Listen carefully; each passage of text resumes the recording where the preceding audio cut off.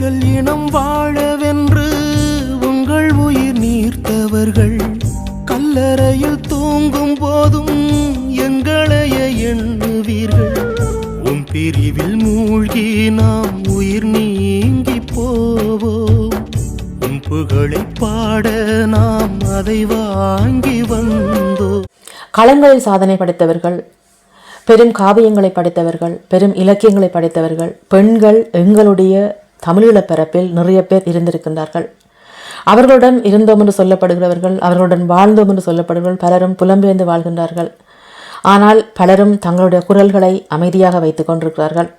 அதற்காக சாக்கு போக்கு சொல்லிக்கொண்டு தங்களுடைய கடமையிலிருந்து தவறு இருக்கிறதாகவே நாங்கள் உணர்கின்றோம்.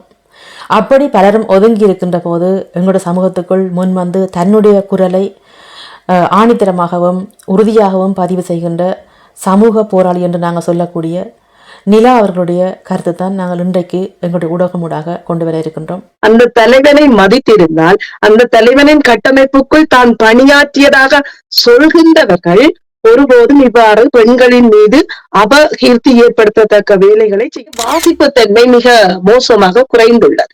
இவர்கள் ஒரு பொழுதுபோக்கு அரசியலை முன்னெடுத்து செல்கின்றவர்களாக அல்லது தமிழ் தேசியத்தில் நாங்களும் பற்றுள்ளவர்களாக இருக்கின்றோம் என்கின்ற ஒரு நாடகத்தை நடத்த வேண்டிய ஒரு நிர்பந்தத்திற்குள் இவர்கள் தள்ளப்பட்டு நான் அஞ்சலி செலுத்துவதற்கு நீங்கள் தடை சொன்னால் நீங்கள் இந்த சிங்கள இனப்படுகொலை இனவழிப்பு அரசியலும் பார்க்க மிக மோசமான இதுக்குள்ள பெரிய புலனாய்வு புரியலாம் ஒண்ணுமில்ல. இந்த மோதலையில இருந்து கொண்டு ஒருத்தர் 24 மணி நேரம் ஆக்களை போட்டு அசிங்கம் எழுதுறது அவற்றை வீடங்க கிடக்குன்னு தெரியாதவையெல்லாம் நீங்க புலனாய்வு புரி இதுதான் பெரிய கொடுமை.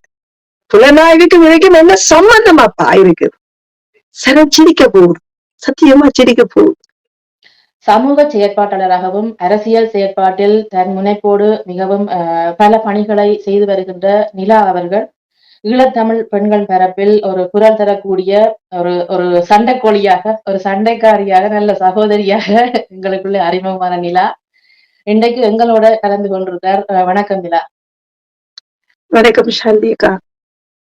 வணக்கம். நாங்கள் உங்களோட இன்றைக்கு நிறைய விஷயம் பேச விருப்பம். நீங்கள் அப்படி நிறைய விடயங்கள் செய்து கொண்டிருக்கிறீங்க. ஆனால் இன்றைக்கு நாங்க குறிப்பிட்ட சில விடயங்களை மட்டும் இன்றைக்கு பேச போறோம். நாங்க பிறகு ஒரு சந்தர்ப்பத்துல அடுத்த விடயங்களை பார்த்துக் கொள்ளலாம். இப்ப தமிழீழ விடுதலை போராட்டம் அதுல பங்கு பெற்ற பெண்கள் எங்களுடைய தேசிய தலைவரால உலக அரங்கத்துல கொண்டு வந்து நிறுத்துற அளவுக்கான சாதனைகளை படைத்து கடியங்கள் தலைவர் அவர்கள் 2009ஆம் ஆண்டுக்கு பிறகு பார்த்தீங்கள் என்றால் இந்த பெரும் ஆளுமைகள் என்று நாங்கள் வியந்து பார்த்தவர்கள், வியந்து சொல்லப்பட்டவர்கள் இன்றைக்கு எங்க போயிட்டோம் என்று தெரியல. நீங்கள் இத்தகைய இந்த இந்த நிலைமையை நீங்கள் எப்படி பாக்குறீங்க அல்லது எப்படி கருதுறீங்க? ஒரு தலைமைத்துவ பண்போட இருந்த எங்கட தேசிய தலைவர் பெண்களுக்கும் ஆண்களுக்குமான ஒரு சம சந்தர்ப்பத்தை வழங்கி அதற்கான அனைத்து விதமான ஏற்பாடுகளையும் செய்து கொடுத்தாருன்னு தான் சொல்றோம். அதாவது பெண்கள் வெறும் அடுப்பங்கரையில் இருக்கின்றார்கள் என்கின்ற கவிதைகளை மட்டும் வாசித்துக் கொண்டிருந்த பெண்களை ஒரு நடைமுறை களத்தில் செயற்பாட்டாளர்களாக எவ்வாறு பெண்கள் ஒரு தனித்துவமாக இயங்க முடியும் அல்லது செயற்பட முடியும், ஆயுத போராட்டத்திலும் சரி அறிவியல் போராட்டத்திலும் சரி எவ்வாறு தம்மை தகவமைத்துக் கொள்ள முடியும் என்பதனை வார்த்தைகளால் மட்டுமல்ல செயலாலும் நிறைவேற்றிய பெண்களை தான் நாங்கள் கண்டிருக்கிறோம். ஆனால் இந்த பெண்கள் என்று செயற்பட முடியாத கையறு நிலைக்கு போனதற்கு அல்லது இந்த நிலைமையில் இந்த பெண்கள் என்று மாற்றப்படுவதற்கு இந்த சமூகம் ஒரு மிக முக்கியமான காரணியாக அந்த சமூக மாற்றம் ஏற்படவில்லை என்றுதான் நான் இங்கே பதிவு செய்ய விரும்புகின்றேன். ஏனென்றால் தனித்துவமான பெண்கள் வெளியில் வருகின்ற போது இந்த சமூகமாக ஒட்டுமொத்தமாக அது ஆணாக இருந்தாலும் சரி பெண்ணாக இருந்தாலும் சரி அந்த பெண்களை அடக்கி ஒடுக்குகின்ற ஒரு செயற்பாட்டை ஒரு எந்த எண்ணங்களும் இல்லாது அல்லது எந்த சிந்தனைவாதமும் இல்லாது அவர்களை ஒடுக்குகின்ற ஒரு நிலையில் தான் நாங்கள் இங்கே வாழ்ந்து கொண்டிருக்கின்றோம். இது இயல்பாக ஒரு சமூகத்தால் ஏற்படக்கூடிய சமூகமாக மாற்றமடைந்தால் மட்டுமே இதனை நாங்கள் மாற்ற முடியும். அப்போது தலைவர் இருந்த காரணத்தால் இந்த பெண்களால் செயற்படக்கூடிய ஒரு திறன் இருந்தது. அங்கே ஒரு பெண்ணை பற்றி ஒரு தவறான கருத்துக்களை யாராவது சொல்ல முற்பட்டால் அல்லது அதை கருத்துருவாக்கம் செய்ய முற்பட்டால் அவர்களுக்கான தண்டனை மிக வேறாக இருந்தது. அந்த காலத்தில் அந்த சூழலில் வாழ்ந்தவர்களுக்கு தெரியும். ஒரு பெண் தனிப்பட்ட முறையில் பாதிப்புள்ளாகின்ற போது அல்லது அது பாலியல் குற்றமாக இருந்தாலும் சரி அல்லது எந்த குற்றமாக இருந்தாலும் சரி, முதலாவது அந்த பெண்ணை பற்றி பொது வழியில் எழுதுபவர்களுக்குத்தான் தண்டனை வழங்கப்படும். இவன் அந்த பெண் தப்பு செய்தாவா தப்பு செய்ய இல்லையா என்பது அடுத்த கட்டமாகத்தான் விசாரணைக்கு போகும். யார் அதனை வெளிப்படுத்தினார்கள், யார் அதனை கருத்துருவாக்கம் செய்தார்கள், அவ்வாறுதான் அங்கே அந்த சூழல் அமைந்திருந்தது.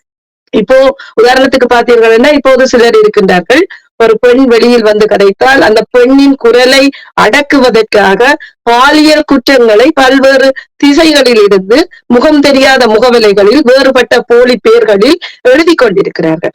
இவர்கள்தான் முதலாவது குற்றவாளிகள். அங்கே அந்த சூழலில் வாழ்ந்திருந்தால், அந்த தலைவனை மதித்திருந்தால், அந்த தலைவனின் கட்டமைப்புக்குள் தான் பணியாற்றியதாக சொல்கின்றவர்கள் ஒருபோதும் இவ்வாறு பெண்களின் மீது அபகீர்த்தி ஏற்படுத்தத்தக்க வேலைகளை செய்ய மாட்டார்கள். ஆகவே இங்கே புலம்பெயர்ந்துள்ளவர்கள் என்னை பொறுத்தவரையில், எனது பார்வையில், இவர்கள் உண்மையாக அந்த களத்தில் அல்லது அந்த தலைவனின் வழிநடத்தலின் கீழ் நேரடியாக இயங்கினார்களா என்கின்ற ஒரு கேள்வி இருக்கின்றது எனக்கு. ஆகவே இன்று ஒரு பெண் மீதான விமர்சனங்களை முன்வைக்கின்ற எவராக இருப்பினும், அது ஆண் சரி பெண் சரி, இவர்கள் அந்த தலைவன் என்ன கொள்கையின் கீழ் இவரை இவர்களை வழிநடத்தினார்கள் என்கின்ற அந்த கொள்கை விளக்கமற்றவர்கள் என்றுதான் நான் கூறுகின்றேன். ஏனென்றால் நான் ஒரு உதாரணமாக சொல்ல விரும்பினால், நீங்கள் உங்களை படுமோசமாக விமர்சிக்கின்ற சிலரை நான் பார்க்கின்றேன்.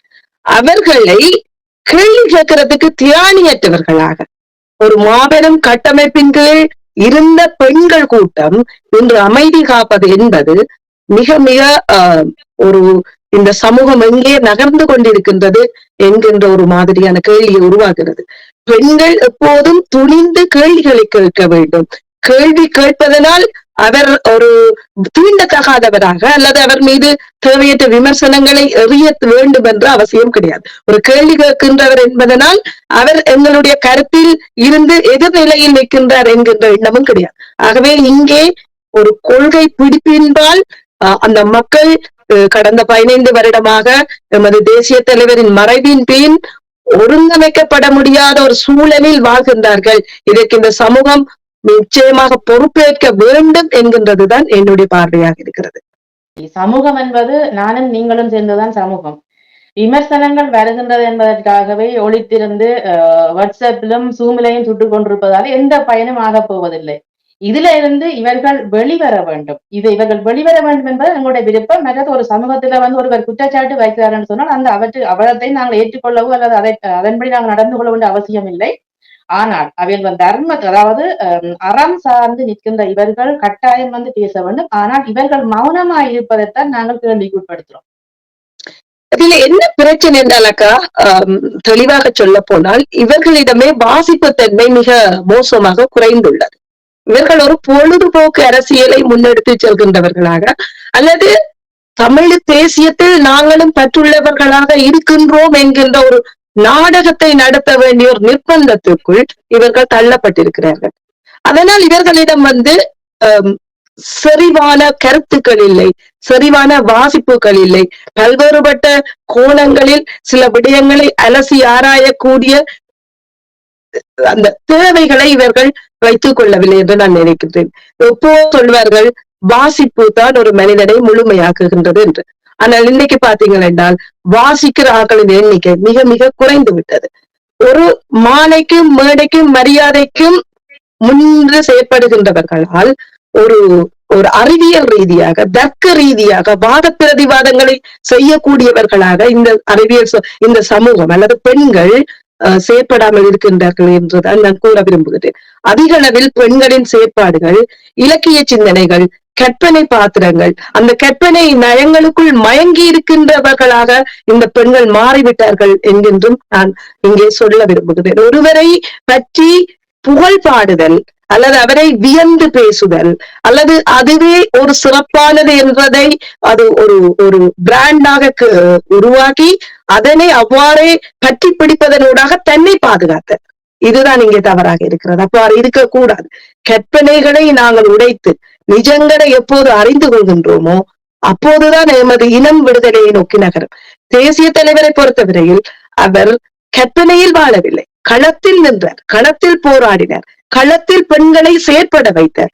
ஆகவே களத்தில் செயற்பட வேண்டும் என்கின்ற ஒரு எண்ண கருவை இந்த பெண்கள் மத்தியில் ஆழமாக விதைக்கப்பட வேண்டும். அங்கே ஒரு தலைவன் இருந்தார். அந்த தலைவரின் கட்டளைக்கு கீழ் பணியாற்றியவர்களால் தன்னிச்சையாக செயற்பட முடியாத ஒரு சூழல் இருக்கின்ற ஒரு துன்பியலான நிகழ்வுகளைத்தான் நான் இங்கே பார்க்கின்றேன். அவர்கள் ஓடர் கரி அவுட், அதாவது வருகின்ற கட்டளைகளை நிறைவேற்றுகின்றவர்களாக இருந்தார்களே தவிர அவர்கள் தலைமைத்துவ பண்போடு வளர்க்கப்படவில்லையோ என்கின்ற ஒரு கவலை எனக்கு இருக்கின்றது. தலைமைத்துவம் என்பது சிக்கல்கள் வருகின்ற போது என்ன மாதிரி அந்த பிரச்சனைகளை கையாள வேண்டும் என்கின்ற ஒரு ஒரு ஒரு சிறந்த அறிவியல் பார்வையும் அதே நோக்கத்தில் அது மக்களுக்கு பயனுள்ள வகையிலும் அமைய வேண்டும். ஆனால் இங்கே அந்த தலைமைத்துவம் என்பது கடந்த 15 வருடமாக வளர்க்கப்படவில்லை. பெண்களை தலைமைத்துவம் பண்ணக்கூடிய பெண்கள் இல்லை. அவர்கள் எப்போதுமே இன்னொருவரின் பின்னால் இருப்பதால் அது பாதுகாப்பா இருக்கின்றது. அது பாதுகாப்பு வட்டத்துக்குள் இருந்தே தமது தமிழ் தேசியத்தை வளர்க்க விரும்புகிறார்கள் என்றுதான் நான் சொல்கிறேன். நீங்கள் ஒருபோதும் பாதுகாப்பு புள்ளிக்குள் இருந்து கொண்டு, எனது வீட்டுக்குள் இருந்து கொண்டு நான் யுத்தம் நடத்த முடியாது. எதிரியின் குகையை நோக்கி நகர வேண்டும். எங்கே எங்களுடைய போராட்டம் மிக உன்னதமான நிலையை அடைகின்றது என்று பார்த்தால், எப்போது மேன்மை மிகு கரும்புலி கேப்டன் மில்லர் அவர்கள் எதிரியை நோக்கி நகர்ந்து அந்த எதிரியை துண்டு துண்டாக உடைத்தாரோ அப்போது எங்களது போராட்டம் அடுத்த கட்டத்தை நோக்கி வளர்ச்சி அடைகிறது.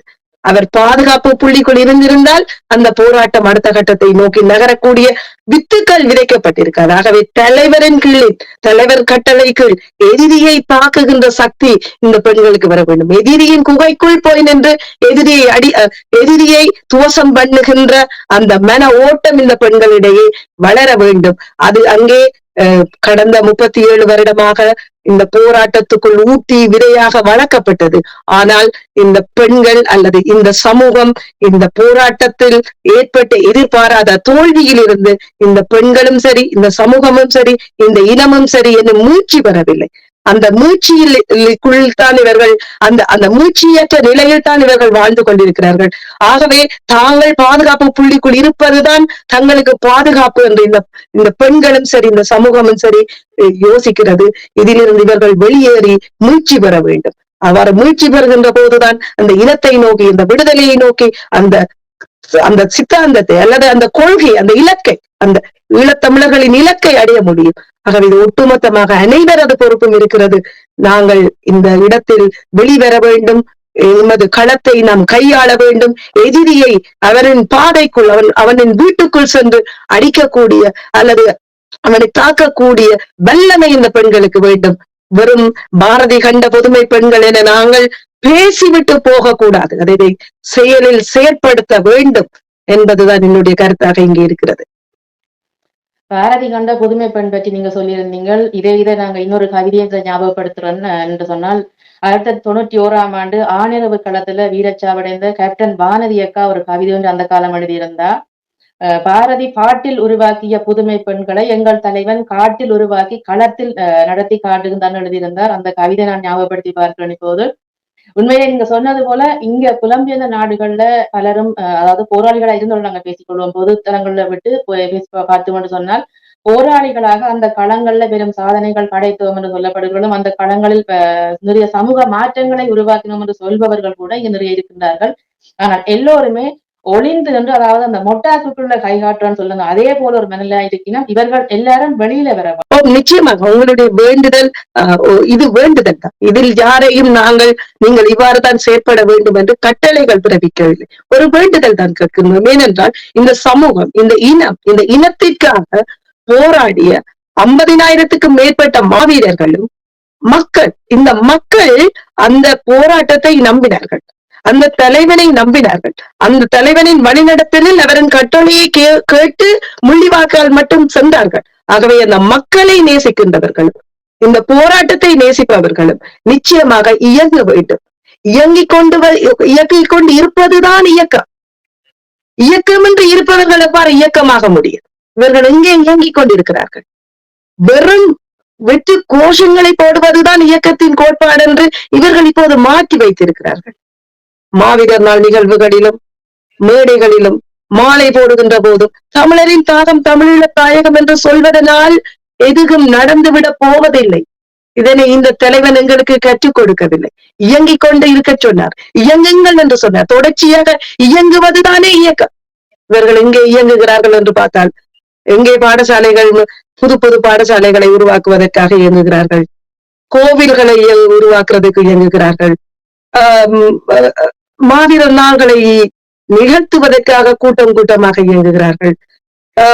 எல்லாவற்றிலும் ஒரு இயக்கம் என்பது எதனை நோக்கி இருக்க வேண்டும் என்கின்ற ஒரு விளக்கமற்ற நிலையில் இயங்கிக் கொண்டிருக்கிறார்.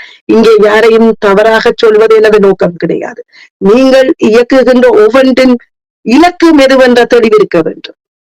கொள்கைகள் என்பது ஒரு இலக்கை அடைவதற்கான பாதை. இந்த கொள்கை இன்று நான் பயணித்த கொள்கை, அதாவது ஆயுத போராட்டம் என்பது ஒரு கொள்கை. அன்றைய காலத்தில் அது தேவையாக இருந்தது. அந்த கொள்கையின் பால் அந்த இலக்கை அடைவதற்கு தமிழீழ தேசிய தலைவர் போராடினார்.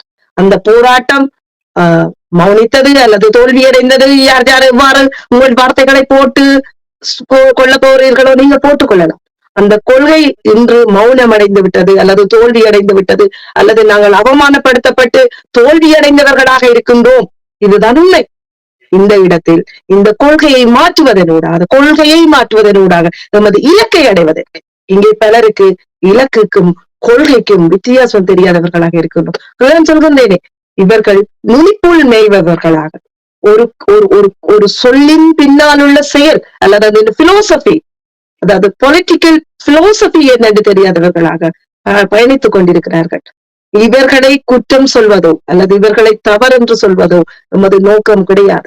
எமது தேசிய தலைவரை நாங்கள் நெஞ்சார நிறுத்தி அவரது நினைவேந்தலை 18 மே தம்பி கார்த்திக் செய்ய போகின்றார். அதனை கேட்டவுடன் உண்மையாக, நிச்சயமாக, சத்தியமாக கடந்த 15 வருடமாக மனதுக்குள் பூட்டி வைத்திருந்த அந்த வேதனையும் வலியும் எங்களுக்கு ரிலீஸ் ஆக போகுது. ஏனென்றால் நாங்கள் புலம்பெயர்ந்து வந்து விட்டோம். நாங்கள் அந்த போராட்டத்தில் எந்த ஒரு விடயத்தையும் அங்கிருந்து செய்தோமா என்று கேட்டால் இல்லை, அந்த இடத்திலிருந்து நாங்கள் வெளியேறிவிட்டோம். ஆனால் எங்களுக்கு ஒரு மிக பாரதூரமான அழுத்தம் இருந்தது. இந்த இனத்திற்கு நாங்கள் என்ன செய்தோம்? இந்த இனத்தை விட்டு ஓடி வந்தோமா, அல்லது இந்த இனத்துக்காக நாங்கள் போராடாமல் மௌனமாக இருந்தோமா, அல்லது இந்த போராட்டத்தில் எங்களோட பங்களிப்பு இல்லாமல் போய்விட்டதா என்கின்ற ஒரு குற்ற உணர்வு அல்லது கவலை, துன்பம், இவற்றில் இருந்து நாங்கள் விடுபட வேண்டும் என்றால் முதலாவது நமது தேசிய தலைவரை, அவரது மரணத்தை நாங்கள் ஏற்றுக்கொள்ள வேண்டும். இந்த மரணம் நிகழ்ந்து விட்டது என்று யோசித்து ஏற்றுக்கொண்டால் மட்டும்தான் நாங்கள் அடுத்த கட்டம் என்ன செய்ய வேண்டும் என்கின்ற ஒரு தெளிவு எங்களுக்கு கிடைக்கும். இதனை இவர்கள் செய்திருக்க வேண்டும். இந்த போராட்டத்தை அல்லது இந்த போராட்டத்தை வழிநடத்திய தலைவனை, அவரது மரணத்தை, அவரது குடும்பத்தின் அர்ப்பணிப்பை, அவரின் கட்டமைப்பின் செயல்நெறிகளை, செல்லதிகாரங்களை, சொல்லதிகாரங்களை இவர்கள் மிகச் சரியாக கருத்தில் எடுத்திருந்தால் இந்த தேசிய தலைவரின் இறப்பை இவர்கள் கடந்த 14 வருடங்களுக்கு முன்னாடியே சொல்லி இருப்பார்கள். அங்கே துரோகிகள் ஆக்கப்பட்டிருக்க மாட்டார்கள். ஒவ்வொரு தனி மனித விருப்புக்காகவும் இந்த தியாகிகள் இல்லை. யார் எங்கே தியாகி இருக்கிறார்? யார் ஒருவர் தன் இனத்திற்காக தன் உயிரை கொடுப்பதற்கு தயாராக இருக்கிறார்? ஒரு அரமணத்தியாலும் நேரத்தை தர முடியாதவர்கள் இந்த தமிழீழ தேசியம் பற்றி, இந்த தமிழ் தேசியம் பற்றி, இந்த தமிழீழம் பற்றி பேசுவதற்கு, கருத்துருவாக்குவதற்கு, அல்லது அந்த கருத்துக்கள் அல்லது அந்த செயற்பாடை செய்பவர்களின் வேலை திட்டங்களை பற்றி கேட்பதற்கே நேரமற்றவர்கள் இவர்கள் என்ன தியாகத்தை செய்கின்றார்கள்? இப்போது இவர்கள் யாரை பார்த்து நீ தியாகி, நான் துரோகி, இவர் துரோகி, அவர் தியாகி? யார் இவர்கள்? இவர்கள் இந்த வார்த்தைகளை பயன்படுத்துவதற்கு இவர்களுக்கான தகுதி நிலை இருக்கிறதா? இவர்கள் ஒருவரை பார்த்து துரோகி என்று சொல்வதற்கு அந்த தகுதி நிலை இருக்க வேண்டும். அந்த தேசிய தலைவரால் யாரோ சிலரை துரோகம் அளிப்பவர்களாக காட்டப்பட்டதற்கு காரணம் உண்டு. அந்த குப்பி கட்டிய போராளிகள் தியாகம் செய்வதற்கு தயாராக இருந்தார்கள். அவர்கள் சொன்னார்கள், அவர்கள் மரணத்தை நேசித்தார்கள். மரணத்தின் இறுதி படியில் நின்று கொண்டும் தமிழீழம் என்ற மக்கள் தமிழீழம் என்ற இனத்திற்காகவும் தமிழீழம் என்ற நாட்டிற்காகவும் போராடினார்கள். இன்று யார் அவ்வாறு இருக்கிறார்கள்? யார் தமிழீழத்துக்காக போராடுகிறார்கள்? எல்லோரும் அங்குள்ள அரசியல்வாதிக்கும் அங்குள்ள மக்களுக்கும் அல்லது அங்குள்ள முதலீடுகளுக்கும் அங்குள்ள பாதுகாப்புக்கும் அந்த இலங்கை அரசிற்கு அல்லது இந்த திட்டமிட்ட இனப்படுகொலை அரசிற்கு நோகாமல் நாங்கள் அரசியல் செய்ய வேண்டும் என்று விரும்புபவர்கள் எவ்வாறு மற்றவர்களை பார்த்து இவன் துரோகி, அவன் துரோகி, இவனுடைய கையால், அவனுடைய கையால் இவ்வாறு சொல்லக்கூடியவர்களே இவர்கள் இல்லை. மற்றது எங்களோட தேசிய தலைவர், அவரோட குடும்பம் இறந்து விட்டது என்பது உண்மை. நாங்கள் கற்காலத்தில் வாழவில்லை. கற்காலத்தில் இருந்தவர்கள் அன்று சுபாஷ் சந்திர போஸ் இருந்தார் இல்லை. ஏனென்றால் அன்றைய உலகம் வேறானது. இன்றைய உலகம் உள்ளங்கையுக்குள் என்ன வந்துவிட்டது, உள்ளங்கையுக்குள் இந்த உலகம் வந்துவிட்டது. இப்போதும் அன்றைய கற்காலத்தில் நடந்தது போல தேசிய தலைவர் உயிரோடு இருக்கிறார் என்று கூறுவதென்பது இந்த இனம் இன்னும் கற்கால மனிதர்களாக வாழ்ந்து கொண்டிருக்கிறார்களா என்கின்ற ஒரு பெரிய கேள்வியை உருவாக்குகிறது. இது இவ்வாறு இருக்கக்கூடாது. ஒரு சமூகம், ஒரு இனத்துக்காக போராடிய மக்கள் கூட்டம், ஒரு 60,000க்கும் மேற்பட்ட மாவீரர்களை அல்லது 50,000க்கும் மேற்பட்ட மாவீரர்களை இழந்த ஒரு இனம் இவ்வாறு சொல்வது மிக மிக அபத்தமானது. இது இந்த இனத்தின் அறிவுமயப்படாத தன்மையை வெளிக்காட்டுகிறது. இந்த இனம் இன்னும் கட்டமைக்கப்பட்டு ஒரு தமிழ் தேசியமாக வளரவில்லை என்ற வெற்றிடத்தை எடுத்து காட்டுகிறது. அந்த தலைவரை நேசிப்பவர்கள், அந்த தலைவனின்பால் பற்றுறுதி கொண்டவர்கள், அந்த தலைவனின் கொள்கைக்காக நிற்கின்ற ஒவ்வொருவரும் உண்மையை ஏற்றுக்கொண்டு, உண்மையை அறிந்து கொண்டு, உண்மையை சரியாக எவ்வாறு வெற்றியை நோக்கி நகர்த்த முடியும் என்ற அறிவியல் சித்தாந்தத்துடன் பயணிப்பார்கள் என்றுதான் நான் கருதுகின்றேன். இதற்கு பெண்கள் முன்வர வேண்டும். இந்த பெண்கள் சக்தி என்பது சாதாரண சக்தி அல்ல. ஒரு பெண் நினைத்தால் இந்த இந்த உலகத்தின் பல்வேறுபட்ட துவாரங்களுக்குள் சென்று அந்த அந்த உலகத்தின் ஓட்டத்தை மாற்ற முடியும். அதனால் சக்தியின் வடிவமாக பெண்களை தெய்வமாக பார்க்கிறார்கள். எங்கள் சமூகத்தில் அந்த பண்பாடு இருக்கிறது. இந்த இலங்கை தமிழ் சமூகத்தின் பண்பாடு அது. ஒரு பெண்ணை மதிக்கின்ற தோற்கும் பாங்கும் இருக்கிறது. ஒரு பெண் குழந்தையை குடும்பத்தில் கூட மிக மோசமாக திட்டமாட்டார். அவ்வாறு ஒரு வளர்க்கப்படாத எங்களோட சமூக பண்பாடு. ஆகவே இந்த பெண்கள் நினைத்தால் நிச்சயமாக முடியும். இவர்கள் வெளியேறி வருவார்கள், இவர்கள் உண்மையை பேசுவார்கள், சத்தியத்தின் நிற்பார்கள். இந்த தேசிய தலைவரை, அந்த குடும்பத்தை, அந்த குடும்பத்தின் விருப்பை, இந்த குடும்பம் எதற்காக இறந்து போனது, எதற்காக இறந்து போனது? இந்த இனத்துக்காக மட்டும்தான் இறந்து போனது. அவர்களுக்கு அத்தனை வாய்ப்புகள் இருந்தது, அத்தனை வசதிகள் இருந்தது. அந்த மண்ணை விட்டு வெளியேறாத அந்த மாபெரும் குடும்பத்தை அல்லது அந்த மாபெரும் சமூக கட்டமைப்பை, அதை நான் குடும்பமாக சொல்லவில்லை, அது ஒரு சமூக கட்டமைப்பாக சொல்கின்றேன். இந்த தேசிய தலைவரை புரிந்ததாக சொல்பவர்கள் அவர் எந்த ஒரு இடத்திலும், நீங்கள் வடிவாக புரிந்து கொள்ள வேண்டும், அவர் எந்த ஒரு இடத்திலும் குடும்ப அரசியலை விரும்பியவர் அல்ல. இங்கே இப்போது கற்பனையில் குடும்ப அரசியல் செய்கிறதற்கு ஒரு ஆளை உருவாக்கி வைத்திருக்கிறார்கள். இது அந்த தேசிய தலைவரின் கொள்கைக்கு முரணாக இருக்கிறது. ஆகவே ஒருவரை நாங்கள் நேசிக்கின்றோம் என்றால், அவரின் கொள்கைகளை ஆழமாக புரிந்து கொண்டவர்கள் என்றால், இந்த முரண்களை இலகுவாக அறிந்திட முடியும். சரிதான். இப்ப நான் என்னை நேசிக்கின்றவர் அல்லது நான் யாரை நேசிக்கின்றேனோ அவரது கொள்கை எதுவென்ற தெளிவற்றவர்கள் எவ்வாறு இந்த கட்டமைப்புள்ள இயங்கி இருக்க முடியும் என்ற மாபெரும் கேள்வியை இவர்கள் எங்களுக்கு ஏற்படுத்திக்கிட்டார்கள். இப்போது புலம்பெயர் தேசங்களில் இருக்கின்ற பலர், நான் தனிப்பட்ட முறையில் யாரையும் தாக்கவில்லை, பலர் இந்த கொள்கையின் பால் இதை 100% புரிந்து கொண்டார்களா என்ற சந்தேகங்களை அவர்களின் நடவடிக்கைகள் தான் ஏற்படுத்துகிறதே தவிர நாங்கள் அவர்களை சந்தேகமாக பார்க்கவில்லை. ஒருவர் செய்கின்ற செயல், அதன் விளைவுதான் அவர் என்ன செய்கிறார், அவர் எந்த திசையில் பயணிக்கிறார், இவர் யாருக்காக பயணிக்கின்றார் என்பதனை எங்களுக்கு சுட்டி காட்டுகிறது. ஆகவே இவர்களின் செயல்கள் எங்களுக்கு மிக ஒரு சந்தேகத்தை, அல்லது இவர்கள் உண்மையாகவே தமிழ் தேசியத்தில் பற்றுறுதியுடன் இருக்கிறார்களா என்கின்ற கேள்விகளை கேட்க நிற்கிறது. ஆகவே நாம் ஒரு கையறு நிலையில் உள்ள இனமாக இருக்கின்றோம். உமது தேசிய தலைவரையும் அவரது குடும்பத்தையும் அவரது ஆத்மாவையும் உண்மையாக நேசிப்பவர்களாக இருந்திருந்தால் அவருக்கான அஞ்சலியை செலுத்தி விட்டு அவரின் இலக்கை அடைவதற்காக போராடி இருப்போம். அந்த இலக்கை அடைவதற்கு இப்போ யார் போராடி கொண்டிருக்கிறோம் சொல்லுங்கள்? யாரு? தமிழீழம் தான் நமது இலக்கு. இந்த இலக்குக்கு நான் இந்த வேலை திட்டத்தை செய்ய வேண்டும், இந்த வேலை திட்டத்தை செய்வதன் ஊடாக தமிழீழம் என்ற இலக்கை எங்களால் அடைய முடியும் என்று ஆணித்தரமாக சொல்லக்கூடியவர்கள் யார்? யாரும் இல்லை. தெளிவற்ற ஒரு சமூகத்தால் எவ்வாறு ஒரு இலக்கை அடைய முடியும்? உதாரணமாக நீங்கள் ஜெர்மனில இருந்து பிரான்சுக்கு வர போறீங்கள் என்று சொன்னாலும், சுவிஸுக்கு வர போறீங்கள் என்றால் உங்களுடைய ஒரு ப்ராஜெக்ட் பிளான் இருக்கு. இத்தனை மணிக்கு வெளிக்கிட்டு இந்த இடத்துக்கு வந்து இந்த இடத்துல இத்தனை மணிக்கு வந்து செல்லுவது. ஆகவே கடந்த 15 வருடமாக தமிழீழம் என்ற இலக்கை அடைவதற்கு இவர்கள் முன்வைத்த கொள்கைகள் என்ன, அந்த இலக்குகள், அதாவது அந்த இலக்கை அடைவதற்கு இவர்கள் காட்டிய பாதை என்ன? இந்த பாதையில் இவர்கள் சரியாக போய்கொண்டிருக்கிறார்களா? போகவில்லை என்றால் அது எங்க தடை வருகிறது? இந்த தடைகளை உடைப்பதற்கான வழிவகைகள் என்ன? இதனை ஆய்வு செய்ய வேண்டும் தானே? இதனை ஆய்வு செய்யாவிட்டால் நாம் எவ்வாறு நமது இலக்கை அடைய முடியும்? அந்த இலக்கை அந்த தலைவனை நேசிக்கிறவர்கள் அந்த தலைவன் இலக்குக்காக போராட வேண்டும் அல்லவா? அது ஆயுதம் ரீதியாக போராட வேண்டும் என்று நான் இங்கே சொல்லவில்லை. அது நடக்க முடியாத ஒன்று. ஆயுத போராட்டம் என்பது ஈழத்தமிழர்களிடம் இனி நடக்க முடியாதொன்று. எமது தேசிய தலைவர்கள் முடியாததை இந்த புல்லுருவிகளும் காகித புலிகளாலும் நடத்தி காட்ட முடியுமா? ஒருபோதும் இல்லை. சாத்தியமற்றவர்களை பேசுவதை கேட்டதாகாது. அதை டைம் வேஸ்ட் பண்ணக்கூடாது. ஆயுத ரீதியாக போராட முடியாத ஒரு போராட்டத்தை எமது இலக்கை அடை அரசியல் ரீதியாக எவ்வாறு நாங்கள் செய்ய போகின்றோம்?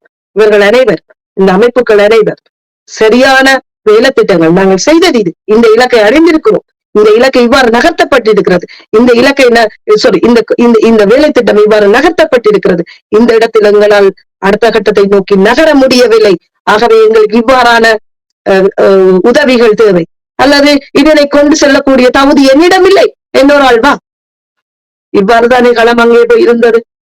ஒரு அரையிரவு போராட்டமாக இருக்கலாம், அல்லது கட்டுநாயக அடிபாடாக இருக்கலாம். அந்த களத்தை எவ்வாறு கையாள வேண்டும் அந்த புலிகளுக்கு தெரிந்திருந்ததல்லவா? இதனை நீ கிளியர் பண்ணித்தா, நீ இதனை கிளியர் பண்ணித்தா, நீ இதுல கிளியர் பண்ணித்தா, இந்த இடத்துல வா, இந்த டேட்டுக்கு நாங்க இவ்வளவு பேரும் வந்து இந்த இடத்துல சந்திப்போம். இதுதானே போராட்டம். இவர்கள் என்ன செய்திருக்கிறார்கள்? கடந்த 15 வருடமாக என்ன செய்து கொண்டிருக்கிறார்கள்? எங்கே நிற்கிறோம்? இவர்கள் எங்கே நிற்கிறார்கள் என்பதே எங்களுக்கு தெரியல. 2009ஆம் ஆண்டுக்கு முதல் உருவாக்கப்பட்ட அமைப்புகளும் 2009க்கு பின்னர் உருவான அமைப்புகளும் இங்க நிறைய இருக்குது. இப்ப அந்த அமைப்புகள் எதுவுமே தலைவருடைய வீரமரணத்தை ஏற்றுக்கொண்டு செயற்பட்டதாகவும் இல்லை. அவர்கள் அதற்காக இந்த எழுத்தையும் செய்ததும் இல்லை. இது பற்றின உங்களோட கருத்து என்ன? நிச்சயமாக இது உண்மையாகவே அந்த தலைவனை நேசித்தவர்கள் இதனை செய்யாமல் விட்டது என்பது மன்னிக்க முடியாத குற்றம். இது மன்னிக்க முடியாத குற்றம். இவர்கள் செய்யாதபடியால் தான் அந்த குடும்பத்தில் இருந்து வந்த தம்பி செய்ய வேண்டிய நிலை வந்திருக்கிறது. எவ்வாறு இது இவ்வளவு அபத்தமானது? ஒரு இனத்தின் தலைவனை போற்றி கொண்டாட வேண்டிய நாங்கள் செய்யாமல் விட்டது. அதாவது நாங்கள் என்று சொல்வது தமிழ் இனத்தில் ஒரு ஆளாக நான் சொல்கின்றேன், தனிப்பட்ட நிலாவாக நான் சொல்லவேன். தனி தமிழீழத்தின் அல்லது தமிழ் இனத்தின் ஒரு ஈழத்தமிழர்களின் ஒருத்தியாக நாங்கள் அனைவரும் செய்யாத தவறினால் என்று தம்பி வந்திருக்கிறேன். அவர் வந்து செய்கின்ற வேலையை தடை சொல்வதற்கு எங்களுக்கு என்ன அதிகாரம் இருக்கிறது? அவர் அந்த குடும்ப உறுப்பினர். அந்த குடும்ப உறுப்பினர் இல்லை அவர்? யாராவது உங்களால் நிரூபிக்க முடியுமா அவர் அந்த குடும்ப உறுப்பினர்? என்னுடைய தந்தைக்கு, என்னுடைய சித்தப்பனுக்கு, என்னுடைய மாமனுக்கு, என்னுடைய மச்சானுக்கு நான் அஞ்சலி செலுத்துவதற்கு நீங்கள் தடை சொன்னால் நீங்கள் இந்த சிங்கள இனப்படுகொலை இனவழிப்பு அரசிலும் பார்க்க மிக மோசமானவர்கள். மாவீரர் நாட்களை நினைவேந்தல்களை அஞ்சலி செய்ய வேண்டாம் என்கின்ற சொல்கின்ற அந்த திட்டமிட்ட இனவழிப்பு அரசுக்கும் உங்களுக்கு என்ன வித்தியாசம் இருக்கிறது? அங்கே இலங்கையில் இருக்கின்ற மக்களை, மாவீரர் நினைவு நாட்களை, நினைவு இல்லங்களை திட்டமிட்டு அழித்துக் கொண்டிருக்கின்ற அந்த இனவழிப்பு அரசிற்கும் உங்களுக்கும் என்ன வித்தியாசம் இருக்குது? எனக்கு விளங்கப்படுத்தணும். ஒண்ணுமில்லை. தானே சொல்லணும்.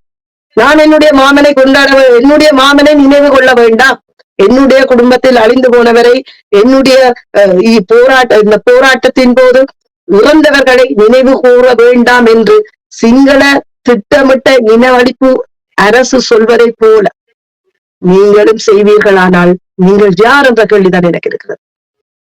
அந்த அந்த பிள்ளைக்கு அந்த தம்பிக்கு நாங்கள் இடைஞ்சல் செய்யக்கூடாது. ஒருவருக்கு உதவி செய்யாட்டியும் பரவாயில்ல, உபத்திரம் செய்யக்கூடாதுன்னு சொல்லுவோம். நாங்கள் உபத்திரம் செய்யக்கூடாது.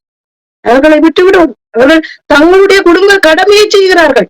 நீங்கள் செய்யாதபடியால் தான் அவர்கள் செய்கிறார்கள். நீங்கள் செய்திருந்தால் அவர்கள் ஏன் வந்திருக்க போறார்கள்? அவர்கள் செய்பவர்களாக இருந்திருந்தால் இந்த 14 வருடம் 15 வருடம் காத்திருக்க வேண்டிய தேவையில்லையே. ஆகவே நாங்கள் விட்ட இடைவெளியை அல்லது இந்த தமிழீழ மக்கள் விட்ட இடைவெளியை அல்லது இந்த தமிழீழ அமைப்புகள் விட்ட இடைவெளியை இன்று அந்த அந்த தம்பி நிரப்ப வேண்டிய துர்ப்பாக்கிய நிலைக்கு வந்திருக்கிறார் என்பதனை நாங்கள் இங்கே புரிந்து கொள்ள வேண்டும்.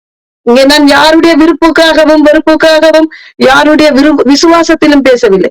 தமிழினமாக, தமிழினத்தின் மீது பற்றற்ற பாசம் கொண்டவர்களாக, தமிழீழமே இலக்கு என்ற எண்ணத்தில் பயணிக்கிறவர்களாக, தூய தமிழ் தேசியவாதிகளாகத்தான் நாங்கள் இந்த கருத்துக்களை பதிவு செய்கின்றோமே தவிர இங்கே அவருடைய கையால் இவருடைய கூலியால் அவருக்கு வேலை செய்து நாங்கள் ஏன் யாருக்கும் வேலை செய்யணும்? இந்த வெளிநாட்டில இல்லாத உழைப்பாப்பா நீங்கள் போய் அங்க வேலை செய்த எடுக்கிறதுக்கு. இந்த மக்களிடையே ஒரு மாய பிம்பம் இருக்கிறது. ஒருவருக்காக பணியாற்ற வேண்டுமென இந்த புலம்பெயர் தேசத்தில் அது தேவையே கிடையாது. உங்களுக்கு தெரியும், இந்த நாட்டில் உழைக்க முடியாத ஆசையா இந்தியாவிலேயோ இலங்கையில உழைக்க முடியும். நீங்க ஏனப்பா அங்க இருந்து இங்க ஓடி வாரியல், இங்கே அழலாம் தானே வாரியல்.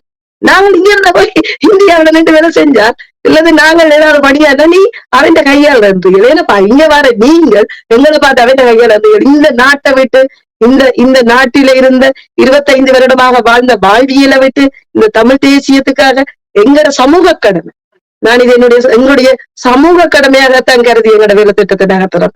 எங்களை பார்த்து அவாண்டி அழிவற்றியா என்னப்பா இதுக்குள்ள ஒரு பெரிய புலனாய்வு புரியலாம். ஒண்ணுமில்ல, இந்த மோதலையில இருந்து கொண்டு ஒருத்தர் 24 மணி நேரம் ஆக்களை போட்டு அசிங்கம் எழுதுறது, அவற்ற வீடுங்க கிடக்குன்னு தெரியாதவையெல்லாம் நீங்க புலனாய்வு புலி. இதுதான் பெரிய கொடுமை. புலனாய்வுக்கு விலைக்கும் என்ன சம்பந்தமாப்பா இருக்கு? சிரிக்க போகுது, சத்தியமா சிரிக்க போகுது. ஒரு கட்டமைக்கப்பட்ட ஒரு மாபெரும் அமைப்பை வழிநடத்திய தலைவனின் கீழ் இருந்தவர்கள் இவ்வாறு ஒரு சில்லறைத்தனமாக பேசுவது மிக அசிங்கமானது.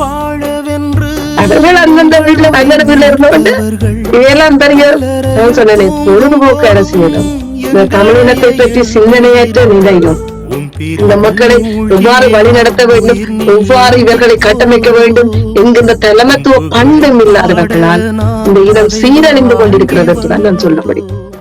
டென்மார்க்ல நடைபெற இருக்கிற தலைவருடைய வீரவணக்க நிகழ்வு, அதுக்கு மக்களுடைய பங்களிப்பு எப்படி இருக்க வேணும், அது பற்றின உங்களுடைய கருத்தை நீங்கள் பதிவு சொல்லுங்க.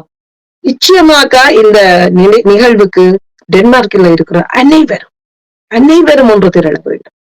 அதுதான் எங்களுடைய உண்மையான அந்த தமிழ் தேசியத்தின் மீதும் தமிழ் பற்றின் மீதும் தமிழீழத்தின் மீதும் கொண்ட அந்த விருப்பை வெளிப்படுத்தும். இதுல நாங்கள் தலைவரை நினைவு 15 வருஷமா தெரியாதா? எல்லாருக்கும் தெரியும். எங்களோட சனத்துக்கு எல்லாம் தெரியும். எங்களோட சனத்துக்கு தெரியாது, தெரியும், நிச்சயமா தெரியும். முள்ளிவாய்க்கால நின்ற ஒவ்வொருத்தனுக்கும் தெரியும் தலைவர் இல்லை என்று.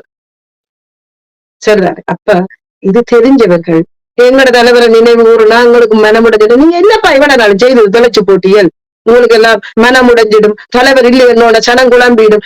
15 வருஷமா சாதிக்காததை யாரையும் சாதிக்க போறீங்க? நீங்க சாதிச்சது எல்லாம் போதும். தலைவர் இல்ல, தலைவற்ற குடும்பம் இல்ல, அதுக்கு அஞ்சலி செலுத்தணும். இந்த ஒட்டுமொத்த மக்கள் டென்மார்க்களுக்கு ஒவ்வொரு தமிழ் தேசியவாதி ஒவ்வொருத்தரும் நாங்கள் தமிழீழத்தின்பால் தீராத பற்றி கொண்டு என்று சொல்கின்றவர்கள் அனைவரும் அந்த இடத்தில் அடி தீர விடுவார்கள் என்பதுதான் எங்களுடைய பார்வை.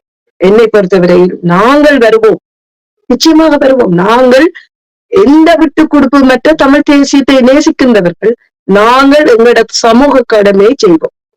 இதில் யார் தடை போட்டாலும் யார் சட்டம் தெரியாதவர்கள் சட்டம் பேசுகிறார்கள். அக்கா என்ன கொடுமை என்று சொன்னால், ஒரு குடும்ப அங்கத்தவர் தன்னுடைய இறந்த சித்தப்பாவுக்கு தம்பிக்கு அஞ்சலி செலுத்துவதை தடுக்குமா? என்னப்பா இது? எந்த நாட்டிலப்பா நீங்கள் இருந்து கதைக்கிறீங்க? இது என்ன இது? அவங்களுக்கு ஒன்று சட்டம் தெரியணும், வெளிநாடு தெரியணும், வெளிநாட்டு வாழ்வியல் தெரியணும், வெளிநாட்டு நடைமுறை தெரியணும், எதுவும் கிடையாது. இங்க நாங்கள் ஒன்றும் செய்யறோம். அங்க ஒரு நினைவேந்தல், அதாவது அந்த மனிதர் இறந்து விட்டார் என்ற ஒரு அஞ்சலி நிகழ்வு. இதில் அதை செய்யக்கூடாது, இதை செய்யக்கூடாது, அவர் அதுக்கு போனால் துரோகி, இவர் போனால் துரோகி. என்னப்பா இது? இது ஒரு நகைச்சுவையானது. இவர்கள் இந்த சமூகம் மிக ஒரு அறிவியல் அற்ற ஒரு சமூகமாக, ஒரு தேசிய இனத்துக்கு, தேசிய விடுதலைக்கு போராடிய மக்கள் ஒரு மந்தைகளாக மாறிவிட்டார்கள் என்பதனை பார்க்கின்ற போது, மெய்ப்பன் இல்லாத மந்தைகள், அதான் சரியான வார்த்தை. ஒரு மெய்ப்பெண் இருந்திருந்தால் இந்த மந்தைகள் கட்டுக்கோப்புக்குள் இருந்திருக்கும். என்று மெய்ப்பெண் இல்லாத மந்தைகளாக ஆளாளுக்கு ஒன்றை பேசிக்கொண்டு ஆளாளுக்கு பொழுதுபோக்கு அரசியல் செய்து கொண்டிருக்கிறார்கள். இவர்களின் கதையை கேட்பது எங்களது நோக்கம் கிடையாது. நாங்கள் டைம் வேஸ்ட் பண்ணக்கூடாது. எமது தேசிய தலைவருக்கு அஞ்சலி செலுத்துறோம். எமது தேசிய தலைவரின் இலக்கை அடைவதற்கு எவ்வாறு இந்திய களச்சூழலை ஆக்கப்பூர்வமான முறையில் பயன்படுத்த முடியுமோ அதனை பயன்படுத்த வேண்டும். அதுதான் இந்த இனத்திற்கு நாங்கள் செய்கின்ற எமது கடமையாக நான் கருதுகிறேன். இது ஒவ்வொரு தனி மனித கடமையும். இந்த கடமையிலிருந்து எந்த ஈழத்தமிழனும் தப்ப முடியாது, தப்ப கூடாது. உனது பொறுப்பு, நீ செய்ய வேண்டும். எவ்வாறு நாங்கள் இந்த கடமையிலிருந்து விலக முடியும்? இந்த இனப்படுகொலையை, இந்த இனவழிப்புக்குள் வாழ்ந்த மக்கள் கூட்டம் நாங்கள். எவ்வாறு இந்த இனவழிப்புக்கு நீதி இல்லாத, நீதியற்ற முறையில் நாங்கள் இயங்க முடியும்? நீதி வேண்டும் என்பதற்காக நாங்கள் போராட வேண்டும். இது ஒவ்வொரு கடமையும் கூட. இதனை செய்ய தவறியவர்கள் ஈழத்தமிழர்கள் என்று சொல்வதற்கு அருகதையற்றவர்கள் என்று நான் இங்கே பதிவு செய்ய விரும்புகின்றேன். நல்லது நிலா, நாங்கள் நீண்ட உரையாடல், நிறைய விடங்களை பேசியிருக்கிறோம். தொடர்ந்தும் நாங்கள் பேசுவோம். இந்த சமூக வழியில துணிந்து வந்து குரல் கொடுக்கக்கூடிய ஒரு பெண்ணாக வந்திருக்கிறீர்கள். அதுவும் எங்களுடைய மீடியாவில முதலா ஒரு பெண் ஒரு நேர்காணல் தந்திருக்கிறது மிக மகிழ்ச்சி. ஏற்கனவே பலரையும் கேட்டிருந்தோம், ஆனால் அதற்கு வருவதற்கு பலரும் முன்வரவில்லை. அந்த இடத்துல நீங்கள் துணிஞ்சு வந்து உங்களோட கருத்தை பரிமாறுறதுக்கு மிக்க நன்றி. நாங்கள் இன்னொரு சந்தர்ப்பத்தை சந்திப்போம். நன்றி, வணக்கம். நன்றி, வணக்கம் அக்கா. நான் உங்களுக்கு ஸ்பெஷலி நீங்கள் அதை பார்த்தீங்களோ தெரியாது. உங்களை எனக்கு உன்னைக்குமே 2009ஆம் ஆண்டுக்கு முன்னாடி தெரியும், பேர் தெரியும், ஆளை தெரியாது. நான் நேர பேசுறது கிடையாது. ஆனால் உங்களை நான் உற்று கவனிக்க தொடங்கியது, நீங்கள் இந்த தமிழீழ தேசிய தலைவர் உயிருடன் இல்லை, இந்த குடும்பம் இல்லை, இந்த குடும்பத்தின் பெயரால் ஒரு மோசடி நடக்கின்றது என்பதனை ஆக்கபூர்வமாக எடுத்து சென்று அதனை நீங்கள் பொதுவழிக்கு துணிந்து தனித்து நின்று போரிட்ட போது நான் உங்களை பார்த்தேன்.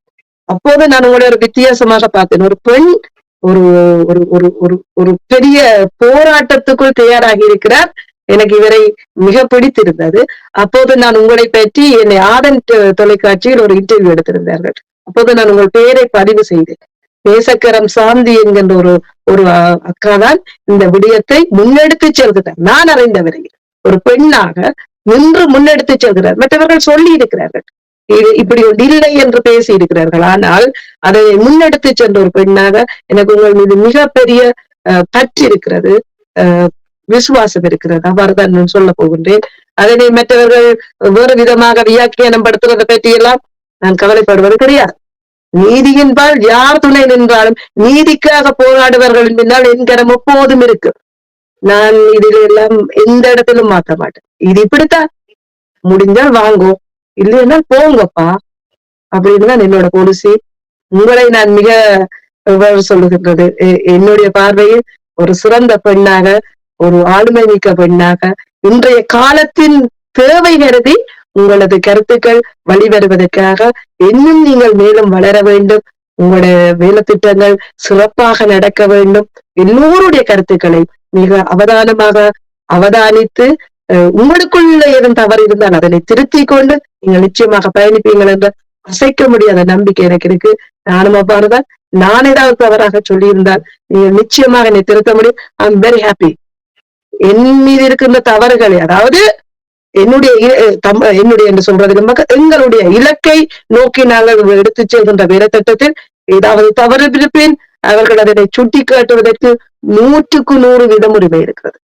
அதனை விட்டுட்டு என்னை பற்றி தனிப்பட்ட முறையிலாவது எங்கேயாவது முகம் தெரியாம நின்று கதைக்கிறத பற்றி எல்லாம்